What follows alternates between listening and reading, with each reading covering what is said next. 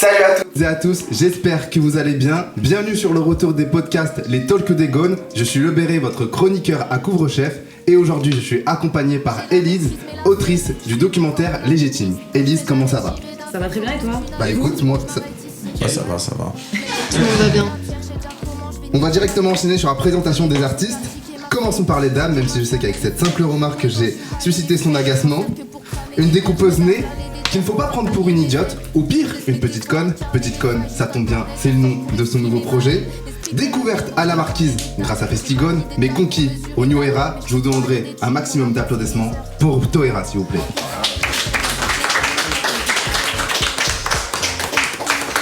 J'ai rien à dire, c'est incroyable, on me présente et tout, vas-y. T'es pas la seule, t'inquiète pas. Car à ses côtés, on a une personne qui a contribué à la construction de cette EP. Aussi un visage emblématique des open mic. La légende raconte qu'il a plus fait d'open mic que de chiffres de ton âge. Et ça fonctionne même si tu as 60 ans. Un maximum de bruit pour Mailo, s'il vous plaît.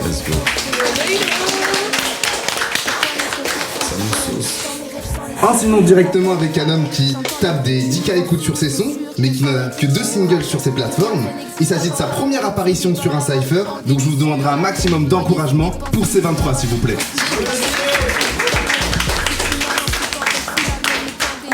Enfin, nous étions obligés d'inviter une personne originaire des hauteurs de Lyon. Je parle bien évidemment de la Croix-Rousse. La légende raconte aussi que tous les membres de son entourage ont un objectif en tête, mettre hockey sur le toit du rap français. Et lorsqu'il n'est pas à la Croix-Rousse, il est généralement sur des manifestations contre le RN en criant « Siamoto, tout anti-fasciste ». Je sais de quoi je parle, j'étais avec lui. Gozak, s'il vous plaît. Ouais. On enchaîne directement sur l'interview. Quels sont vos débuts dans le rap? Commençons par toi, Toera. Pourquoi mes cauchemars sont si réels? Mes débuts dans le rap, c'était il y a 4 ans bientôt, je sais pas, un truc comme ça, 3 ans et demi. Je traînais avec des rappeurs. En fait, mon frère avait fait un espèce de format open mic où en fait il n'y avait pas de micro, il n'y avait pas de scène, juste on venait chez lui, il avait un grand appart où on pouvait accueillir du monde. Et avec mon frère, on faisait beaucoup de musique au début, depuis toujours. Et lui, il se mettait au rap. Et deuxième confinement, je crois, il a commencé à créer ce truc-là. Tous les samedis, il y avait de plus en plus de rappeurs qui venaient, qui voyaient passer l'info, parce qu'il n'y avait plus rien dans les bars, il n'y avait plus rien d'ouvert. Du coup, il y a plein de gens qui sont venus. Moi, ça m'a donné envie d'écrire et de faire mes textes à moi. Et let's go, c'est parti de là. Et qu'en est-il pour toi, Mailo? Moi, ça remonte parce que c'était centre social de mon quartier et c'était du slam. Je sais pas, je devais avoir 14 ans à l'époque. Du coup, on est parti sur du slam et je suis là maintenant, donc voilà. Et on a été très ravis. Qu'en est-il pour toi, C23? Moi, le Covid a été le moment où j'ai pu avoir un petit peu de temps pour moi.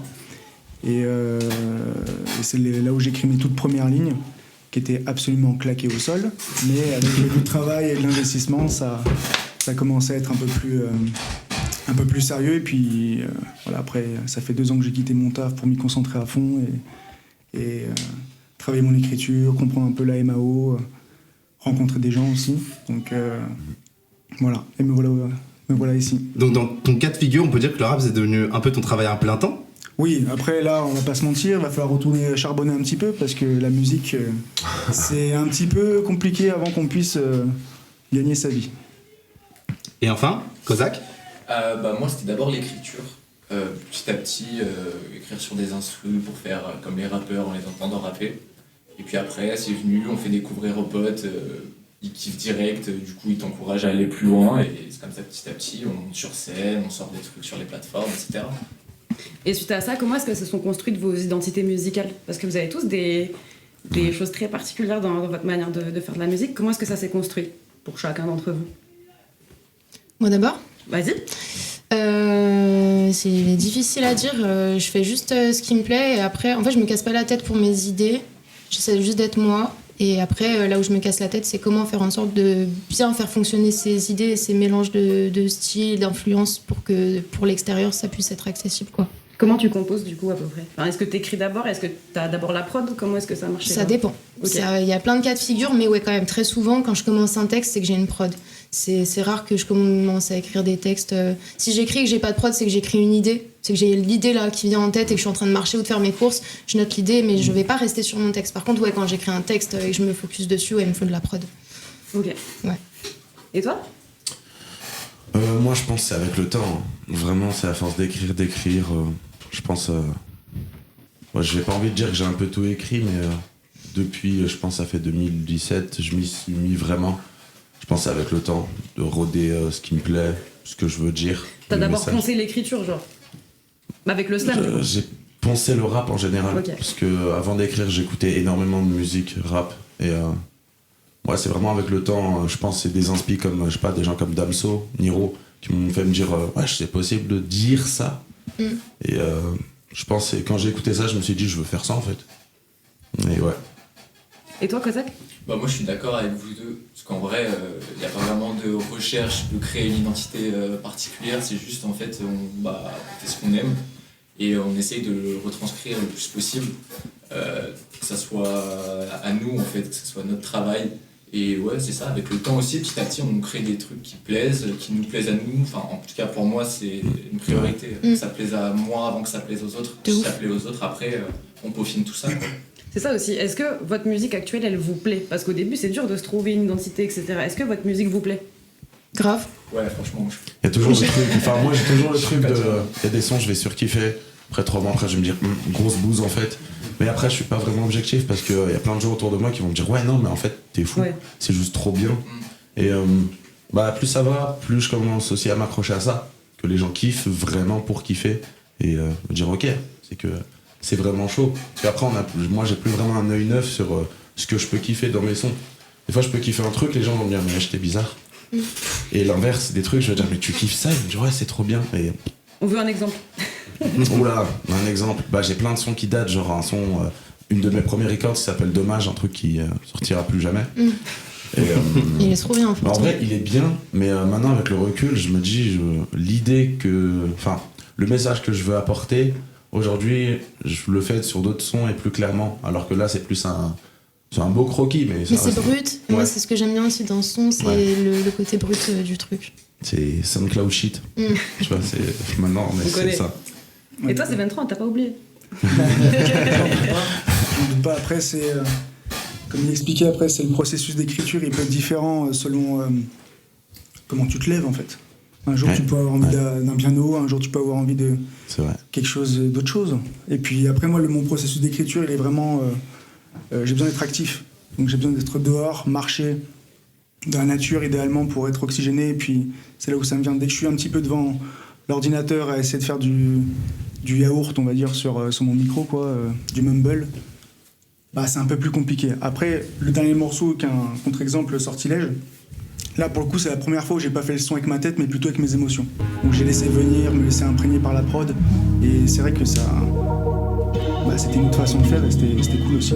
Ouais, c'est assez introspectif et c'est un truc que vous partagez quasiment tous. Vous faites des sons très introspectifs et... Ça dépend, mais ça Oui, il y en peut. a qui certains, ouais. Mais pour la plupart, je trouve que c'est très relié un peu à un truc mélancolique ou des choses à dire. Est-ce que c'est un moyen d'émancipation et de communication pour vous, la musique? Ou pas du tout? Un moyen de quoi t'as dit? Pardon. De communication et peut-être aussi d'émancipation, genre de pouvoir dire des choses qu'on ne pourrait pas dire autrement. Moi, au départ, c'était Ouais. totalement ça. C'était un moyen de, je sais pas, tu vis des trucs, je sais pas comment en parler, parce que peut-être, je sais pas, tu peux être introverti, tu peux avoir du mal à parler avec tes proches, avec ta famille et tout. Du coup, au départ, ça s'écrit sur une feuille ou sur un bigot. Et puis après, c'est ta façon de parler aux gens, des fois aussi, c'est de rappeler, en fait, dire des trucs que tu diras jamais dans la vraie vie, même que tu fais passer des fois subtilement en disant ah, j'espère que ça ils ont compris, dans tous les cas, tu l'expliqueras pas. Ouais. Moi, j'ai pas l'impression que j'ose plus dire de trucs en rap que quand je parle avec quelqu'un. J'ai pas ce truc-là où le rap, je me sens plus libre dedans. Justement, je me sens plus contrainte parce que j'ai les contraintes de la rime, de la musicalité et tout, des flows. Et du coup, j'ai pas forcément ça. Mais par contre, ça peut grave m'aider à rentrer en introspection quand même sur des trucs. Et il y a des trucs, tu sais, tu les écris, après tu te dis attends, j'ai écrit ça et je pense ça. Et c'est fou, je l'avais jamais formulé comme ça. Et ça t'ouvre d'autres façons de le dire quand même. Et c'est cool, c'est vraiment intéressant. Pour toi, Milo? T'es pas obligé de répondre à tout. Je sais pas, moi c'est. Je sais pas et je m'en fous.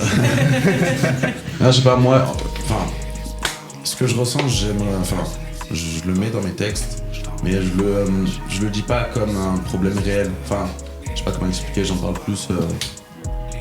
Très imagé. Ouais, c'est beaucoup qu'il fait, imagé, c'est c'est très très imagé. irréel. c'est Tu peux y très, mettre plusieurs sens. Ouais, c'est ça, c'est un.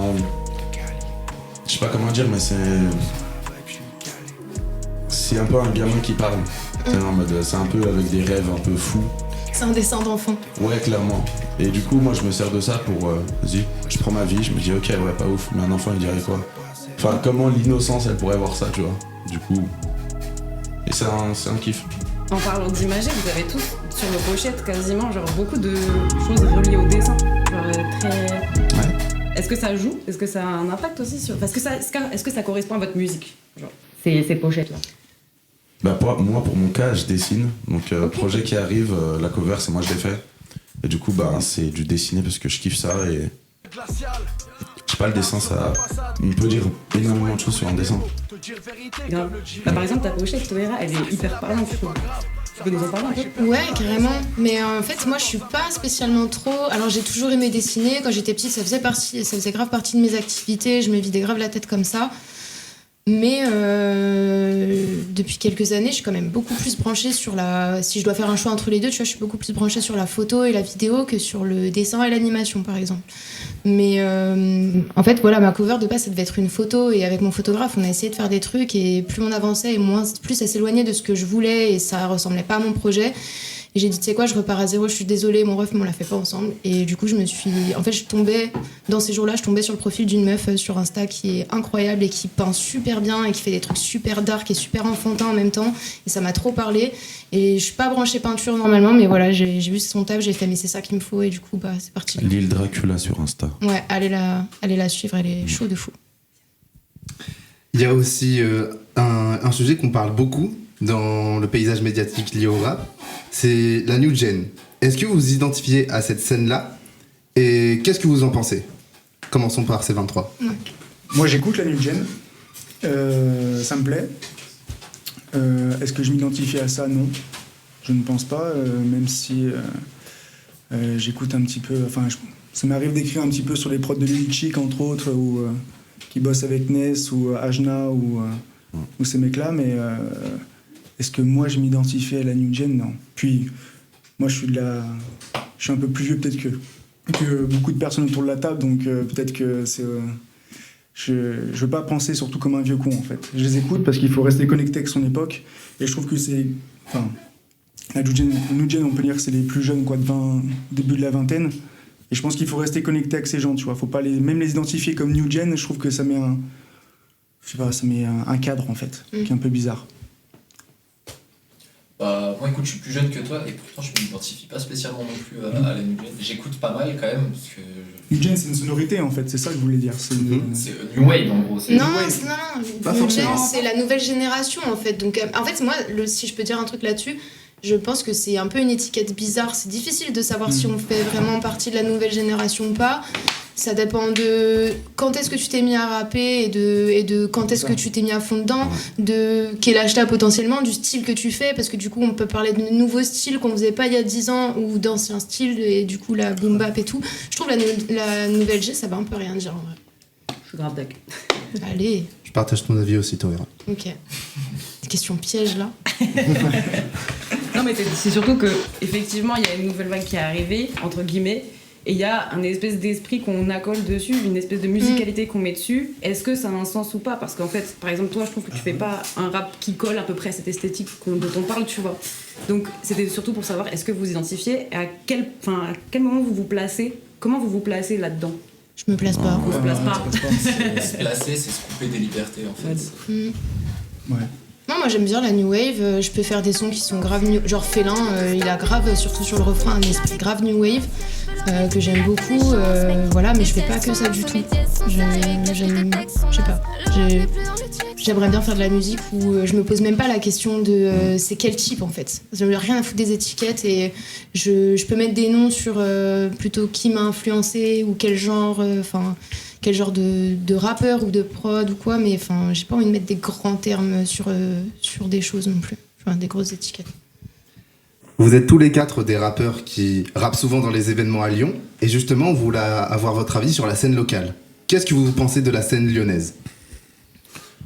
Milo en premier. Alors, on voit ta ouais, tête. énormément de choses. Bon, en vrai, non, elle est hyper vaste, diversifiée de fou. Moi qui ai bouffé de ça vraiment plein temps, on peut. Enfin. C'est long de faire le tour. C'est long de faire le tour parce qu'il y a énormément de monde, il y a beaucoup de lieux, il y a beaucoup d'événements, il y a beaucoup d'organisations.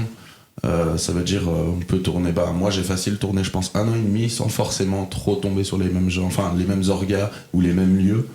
Mais en fait il faut les chercher, c'est surtout ça. C'est qu'ils sont existants, il y en a quasi tout le temps, mais il faut juste les chercher et... Puis en faisant, tu vas en trouver d'autres, en fait, tu vas rencontrer des nouvelles personnes. Et c'est comme ça que ça se fait parce que au final, tu retrouves souvent les mêmes personnes à la tête de tout, entre guillemets. Parce que ça se restreint que à, je sais pas, je dis ça comme ça, mais peut-être 7 ou 8 assos dans Lyon et qui se donnent la main et ça va être 10 lieux qui se donnent la main et ça va tourner quasi tout le temps. Et mais en vrai, ouais, non, ça commence à se mettre en place, ça commence à être cool. Et il y a des artistes que t'écoutes, que t'as en tête, que t'as envie de name dropper là que j'ai croisé sur scène. Non, mais que t'écoutes régulièrement. Oula. À Lyon ou pas? À Lyon. Toujours. Toera. Voilà. Bah ouais, quand même. Quelques sons de Bonnie, EKR. On travaille avec Toera. Et elle est très chaude. J'ai pas spécialement de monde. Moi, si je peux name dropper 2 personnes qui bossent en plus pas mal ensemble. On a Roxwell et Eugene qui sont super chauds. Moi j'adore ces 2 rappeurs, ils sont très très bouillants. Et pour vous, Kozak et C23? Moi, là en plus récemment, il y a HZR qui a sorti un projet, il y a Shelif également, donc c'est des mecs pareils que j'ai croisés à des event rap et tout, donc big up à eux, c'est lourd ce qu'ils font. Et moi c'est Mazo et Arsaf que j'aime particulièrement. Ouais. Voilà. Tu parles de Mazou? Mazou. Mazo, c'est marrant. C'est pas la même. Oui, c'est pas On est sur un gars du 93 alors que là on parle d'Alio 2. Pardonnez-moi, Mazou et Arsaf. Et après l'instant promo des autres, est-ce que vous avez une petite promo à faire? Je sors un petit volume 2 de Petite Conne en octobre si tout se passe bien. Voilà. Allez, trop Rien bien. d'autre à dire. Restez co. Pour l'avoir écouté, c'est du très très lourd. Merci.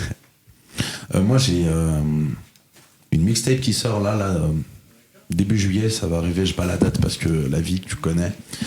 Et par contre il y a une release party le 5 pour annoncer le projet. Le projet je pense que je vais l'annoncer la cover d'ici ces prochaines semaines là. Et ouais, petite mixtape, je map encore une journée de merde au paradis. 5 juillet. Où ça déjà? Au Bon Sauvage. Au Bon Sauvage. Au Bon Let's go. Sauvage. Un lieu Venez qu'il au faut Bon mettre Sauvage le 5 un juillet. lieu qu'il faut mettre en avant aussi dans les lieux à Lyon. C'est récent, il commence à faire des trucs rap. Et il faut venir. Lourd. Ouais, c'est un chouette On lieu. sera là le 5 juillet au Beau Sauvage. Let's get Let's go. it. Moi, c'est mon projet Pensine qui est sorti il y a de ça un mois, je dirais. Que je conseille encore d'aller écouter parce que c'est mon premier EP. Là, c'est beaucoup. Je reste dans le thème. C'est 5 titres, c'est 15 minutes. On a un petit trajet de bus, donc il n'y a plus trop d'esprit. Dans le bois, là, je passe un 28 titres. Et ouais, je vous conseille d'aller l'écouter à fond parce qu'il me correspond de ouf. Je passais énormément de temps dessus. Et il y a la release party également qui arrive le 29 juin. Let's go. Qu'est-ce que t'as, mais j'ai tout coffre pas carré comme ça. J'ai plus envie d'écouter la voix dans ma Ils font plein de trucs. Énormément de choses, ouais, notamment le New Era dont j'ai pu parler en intro. Ouais, c'est vrai.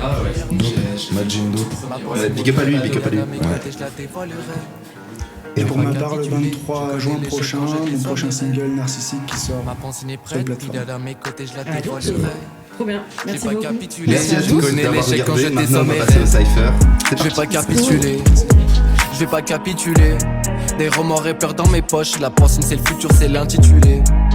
Je vais pas capituler, non, je vais pas capituler. Des remords et peurs dans mes poches. La pensée c'est le futur, c'est l'intitulé.